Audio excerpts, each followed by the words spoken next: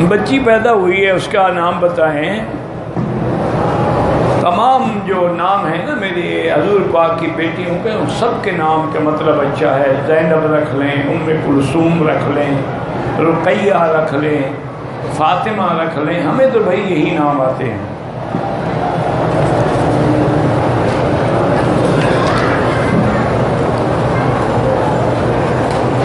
جو لوگ مسافر ہیں عمرے کے لیے، ان کے لیے سنت النفل معاف ہے، لیکن اگر پڑھنا چاہیں اللہ ثواب دیں گے، اور پھر سنت نفل پڑھیں گے تو پوری پڑھیں گے، اس میں قصر نہیں ہوتی، قصر صرف فرائض میں ہوتی ہے۔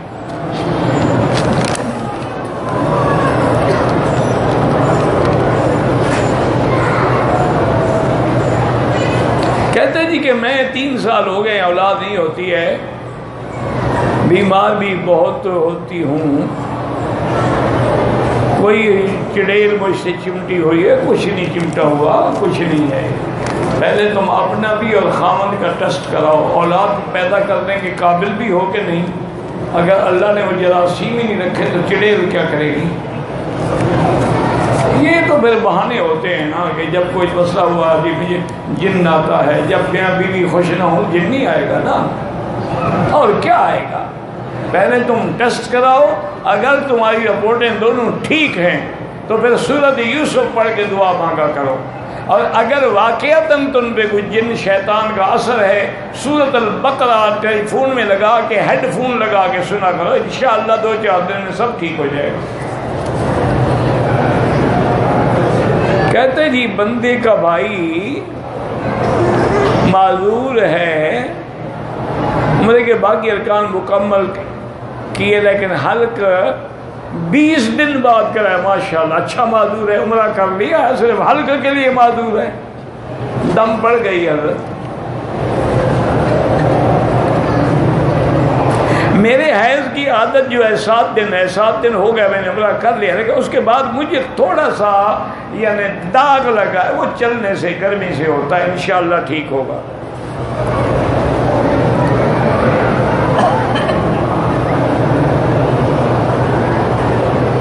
میں قرآن پاک کھولتی ہوں پڑھنے کے لیے تو سورۃ الطلاق والی جگہ جو ہے کھلتی ہے، اس کا معنی یہ نہیں کہ تمہیں طلاق ہوگی، اس میں تو الٹا طلاق سے منع کیا گیا ہے۔ وہ قرآن کھولو نا عادت بن جاتی، وہی جگہ کھلتی ہے۔ اس کے لیے بھی اس بیچاری کو اللہ نے تم اور قرآن کھولو میرے سامنے، میں دیکھوں طلاق نکلتی ہے، وہ ایک عادت بن جاتی ہے، اسی جگہ کو جو کھولتے رہو وہی کھلے گی، کچھ نہیں ہے، اس سے طلاق نہیں ہوتی۔ اگر دوسرا عمرہ کرنا چاہیں تو پھر مسجد عائشہ سے یا جیرانہ سے کریں، عمرہ ہو یا مسافر جو بھی ہو، نماز قصر ہوتی ہے۔ پریشان نہ ہوں، یہ صورت کھلنے سے کچھ نہیں ہوتا ہے۔ عمرہ کیا، 4 جگہ سے بال کاٹے، کپڑے پہن لیے، 13 گھنٹے کے بعد سر منڈوا دیا، پھر بچ گئے، چونکہ پہلے کٹ تو لگائے تھے نا، پھر سر بھی منڈوا دیا تو اس لیے بچ گئے۔ احرام کی حالت میں کنگھی کرنے لگی مگر روک دی، 1-2 بال گر گئے، کچھ نہیں ہوتا، 2-4 ریال خیرات کر دو۔ بھائی آج کل مجھے بڑا افسوس لگتا ہے، سچی بات ہے کہ آج کل عمرہ کتنا کوئی مشکل ہے، انڈیا، بنگلہ دیش، پاکستان میں کتنا دیر لگے، 8 گھنٹے لگ جائیں گے، تو 8 گھنٹے میں اگر بیوی تم کنگھی نہ کرو، میک اپ نہ کرو تو کیا فرق پڑ جائے گا؟ احتیاط کرو، بھی عمرے میں نہیں کرنی، بس نہیں کرنی ہے ان کو، یعنی عمرے میں بھی اپنے میک اپ کا اور کنگھی پٹی کا خیال ہے بس۔ بھئی اللہ کے نبی نے یہی ہمیں سکھایا ہے کہ جب دعا مانگو اللہ سے مانگو، اللہ نے خود یہی فرمایا ادعونی استجب لکم، اذا سألک عبادی انی فانی قریب اجیب دعوت الداع اذا دعان۔ شادی کی ہے، 9 سال ہو گیا، بھئی پہلے ٹیسٹ کراؤ میاں بیوی، علاج کراؤ، پھر وظیفہ پوچھو اور دعا کرو۔ اسباب پر عمل نہ کرو کیا فائدہ ہے؟ اگر مثلاً ایک عورت کے اندر جراثیم ہی نہیں ہے یا ایک مرد کے اندر وہ جراثیم ہی نہیں ہے تو کون سا وظیفہ کا پڑھو گے؟ ایک آدمی نے صفا مروے کے 2 چکر لگائے، سر منڈوا دیا، دم پڑ گئی، یعنی صفا نہیں دوڑا، 7 چکر جب تک پورے نہ ہوں صفا مروہ تو نہ ہوئی نا۔ پاکستان سے آئے ہیں، ہمارے ایک ساتھی نے احرام نہیں باندھا، دوسرے دوست کے پاس تھا احرام، فلیٹ پر لگنے اس وجہ سے اب کیا ہوگا؟ بس صرف یہی ہوگا کہ عمرہ بھی کرو اور ایک بکری دم بھی ادا کرو۔ عمرہ کرنے تم آ رہے تھے، احرام کی چادریں دوست کو دی ہوئی تھی۔ میں اور میری فیملی عمرے کے لیے آئے ہیں، بچی کا عمرہ نہیں ہو سکا مجبوری کی وجہ سے، جب وہ پاک ہو جائے عمرہ بھی کرے اور دم بھی دے۔ وہ اسی حالت میں نیت کر سکتی تھی، حیض کی حالت میں۔ عصر کے بعد 2 رکعت واجب الطواف نہ پڑھیں، افضل ہے کہ مغرب کے بعد پڑھیں۔ اگر کوئی مجبوری ہے، قافلہ جا رہا ہے، پڑھ لیں۔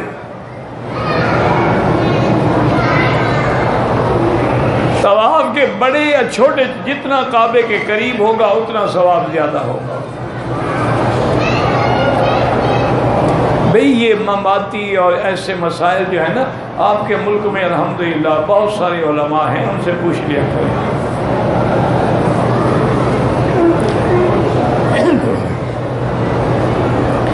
طواف کے دوران حتیم کے اندر جا کے نفل نماز ادا کر طواف نہیں ہوگا، طواف پہلے مکمل کرو پھر جا کے نفل پڑھو۔ 15 دن کے لیے عمرے آئے ہیں، 8 دن مکے میں، 8 دن مدینے میں، ہوٹل کے روم میں نماز پڑھے تو قصر ہوگی، جہاں بھی پڑھے قصر ہوگی، لیکن ہوٹل کے روم میں کیوں پڑھے؟ ہوٹل میں نماز پڑھنے کے لیے آئے ہو یا حرم میں نماز پڑھنے کے لیے آئے ہو؟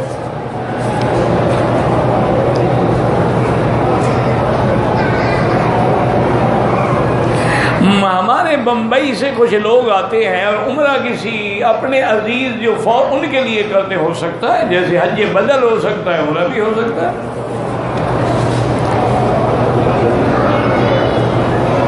دنیا کی محبت کم ہو جائے، اللہ رسول کی محبت بڑھ جائے تو اللہ والوں کے ساتھ رہیں، ان کی صحبت اختیار کریں تو ٹھیک ہو جائے گا سارا مسئلہ۔ عمرہ ایک کے لیے، سارے مرحومین کے لیے نہیں ہوتا۔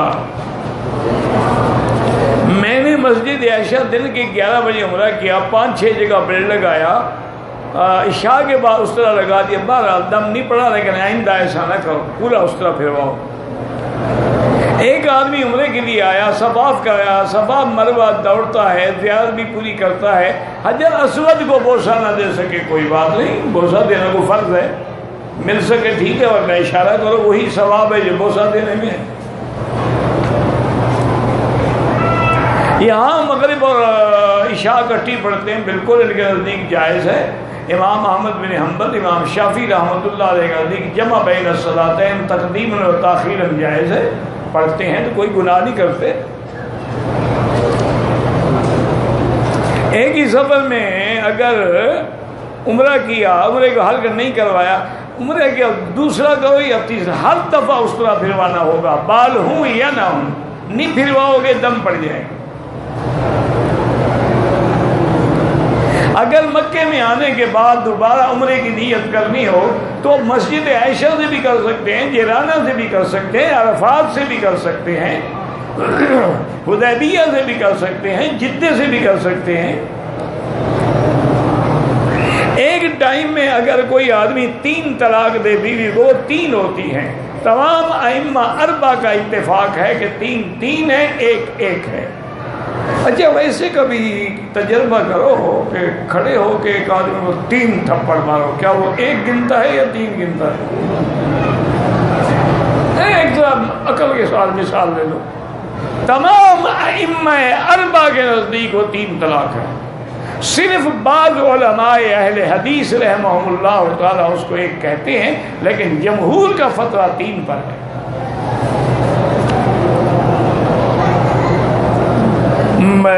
بیت المقدس تو پہلے انبیاء کے زمانے میں قبلہ تھا، حضور نے بھی نمازیں پڑھی ہیں مسجد بیت المقدس کی طرح، اس کا مطلب ہے کہ آپ سے پہلے پیغمبر ادھر ہی پڑھتے تھے۔ میں نے عمرہ ادا کیا، طواف کے بعد نفل پڑھے، آپ زمزم پیا، پانی ڈالا، اس کے بعد آرام سے سر پر ہاتھ پھیرا تو گمان ہے کہ ہاتھ سر پہ ایک بال لگا تھا، کچھ نہیں ہوتا ہے۔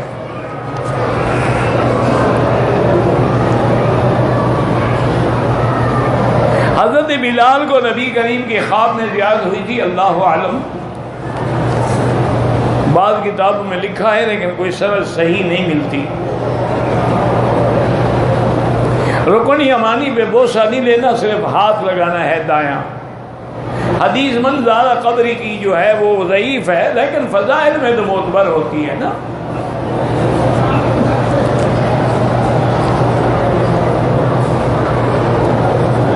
عورت کے لیے حالت احرام میں مہندی لگانے کی اجازت ہے جی، اس میں خوشبو ہوتی ہے، نہیں لگا سکتی۔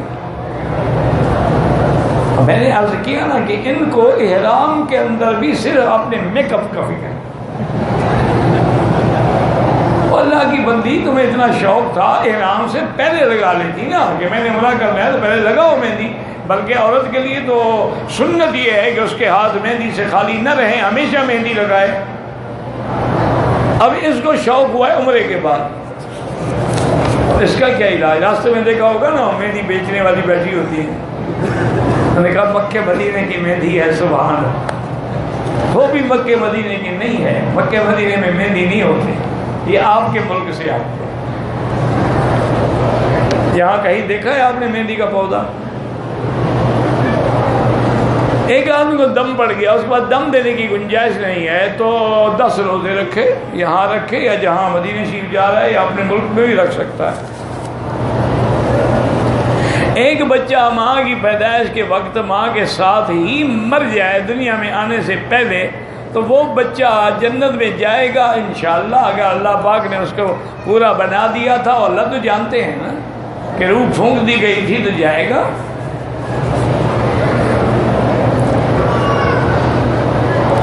مدینے سے عمرے کا احرام باندھا حیض کی حالت میں، اب اس کے بعد وطن واپس لوٹنے سے پہلے صرف 4 دن وہ بالکل نہ جائیں جب تک کہ عمرہ سے حیض سے پاک ہو کے عمرہ ادا نہ کرے، ورنہ وہ تو احرام میں ہے، فرائض چھوڑ دو۔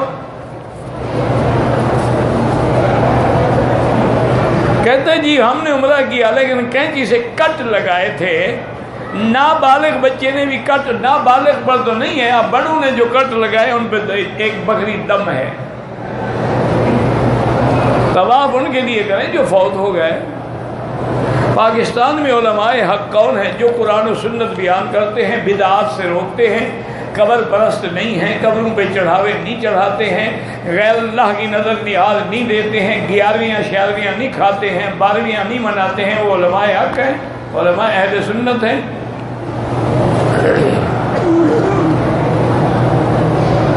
عورتوں کا غار حرا پر چڑھنے کا کیا حکم ہے؟ کوئی عورت حضور کے زمانے میں بھی نہیں چڑھی، ان کو کیا شوق ہو گیا ہے؟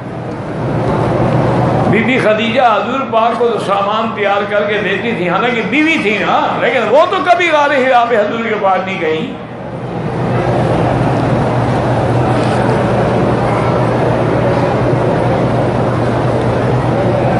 بہرحال کوئی معذور ہے عورت یا مرد کرسی پہ بھی بیٹھ سکتا ہے، ہم اس کو کیسے منع کریں؟ ماں کی وراثت میں بچوں کا برابر حصہ ہے، بالکل برابر حصہ ہے۔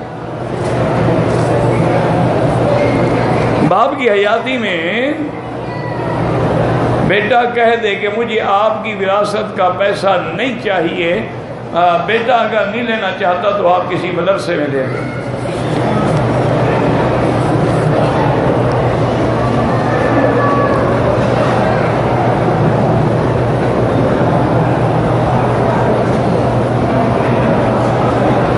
نہیں مجھے تو سمجھ نہیں آتا ہے، مولانا طارق جمیل صاحب سے بھی سنی ہے، بہرحال وہ بزرگ ہیں، عالم دین ہیں، جو کہا ہوگا وہ ٹھیک ہوگا۔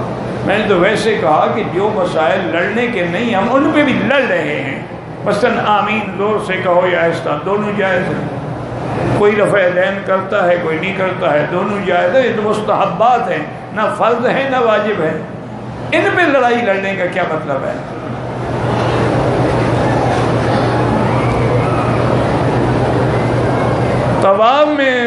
آدھا کندھا ڈھکا رہا پھر کھولا، کوئی حرج نہیں۔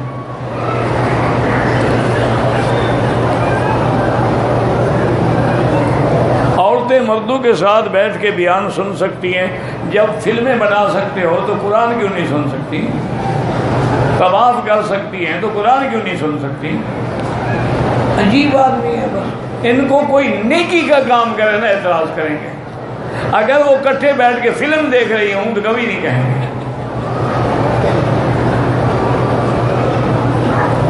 اچھی چیز کی ویڈیو بناؤ تو جائز ہے، غلط کی بناؤ تو حرام ہے۔ کہتے ہیں کہ ہم عورتیں کوشش کرتی ہیں طواف میں کہ کسی غیر مرد کو ہاتھ نہ لگے، لیکن اگر کبھی لگ جاتا ہے رش کی وجہ تو اللہ تو نیتوں کو جانتے ہیں، انشاءاللہ گناہ نہیں ہوگا۔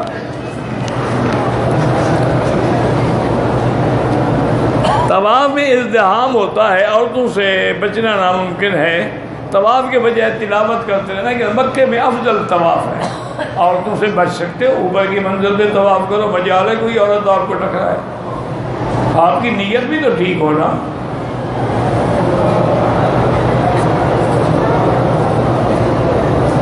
دوران طواف بعض لوگ چپل جو ہے وہ کمر سے باندھ دیتے ہیں یا پشت پہ ڈال، کوئی حرج نہیں۔ امام کے پیچھے حنفی ہے تو سورۃ فاتحہ نہ پڑھے اور شافعی ہے تو پڑھا کرے، ہم تو جھگڑے والے مولوی ہیں ہی نہیں۔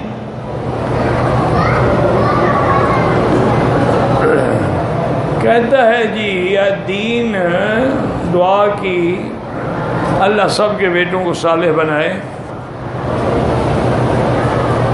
اگر آدمی عمرے کرنے کے بعد اس طرح نہ پھروائے، زیرو مشین پھروا لے تو عمرہ تو ہو گیا، کوئی اس میں جرمانہ، لیکن حضور نے تو زیرو مشین نہیں پھروائی، نہ تھی اس زمانے میں، حضور نے تو اس طرح پھروایا ہے۔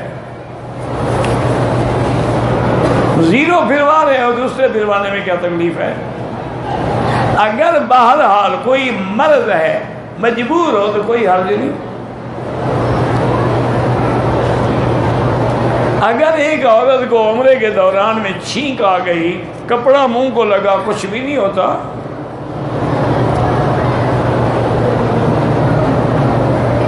میں نے دوسرا عمرہ جب کیا تو سر نہیں مڑایا، دم پڑ گئی۔ 100 عمرہ کرو تو سر کو اس طرح پھروانا پڑے گا۔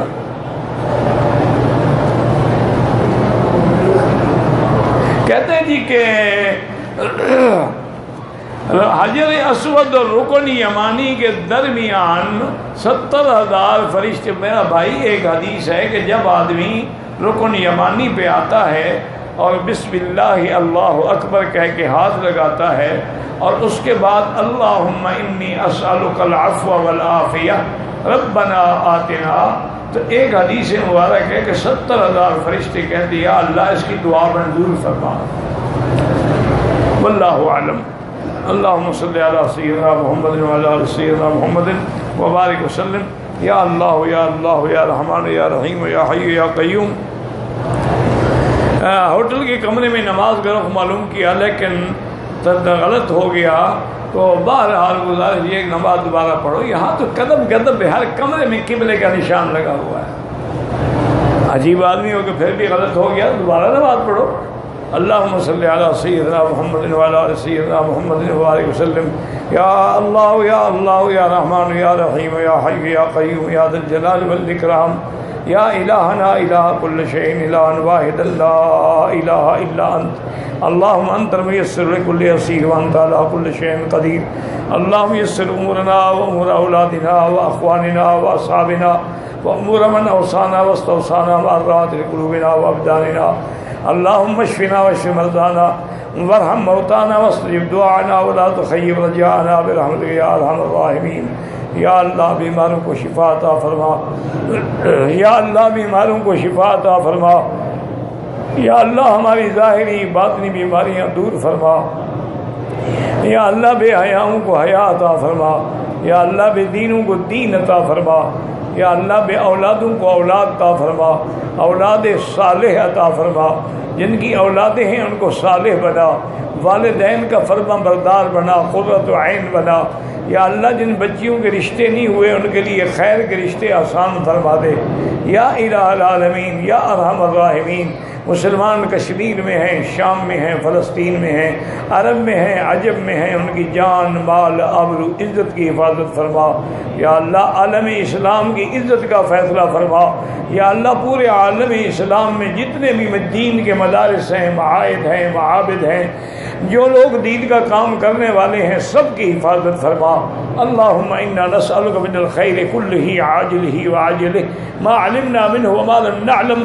اللہم انا نعوذ بک من الشر کلہ عاجلہ وعاجلہ ما علمنا منہ وما لم نعلم۔ وصلی اللہ تعالی علی خیر خلقہ سیدنا محمد وعلی آلہ واصحابہ اجمعین۔ اللہم صلی علی سیدنا محمد وبارک وسلم علیہ۔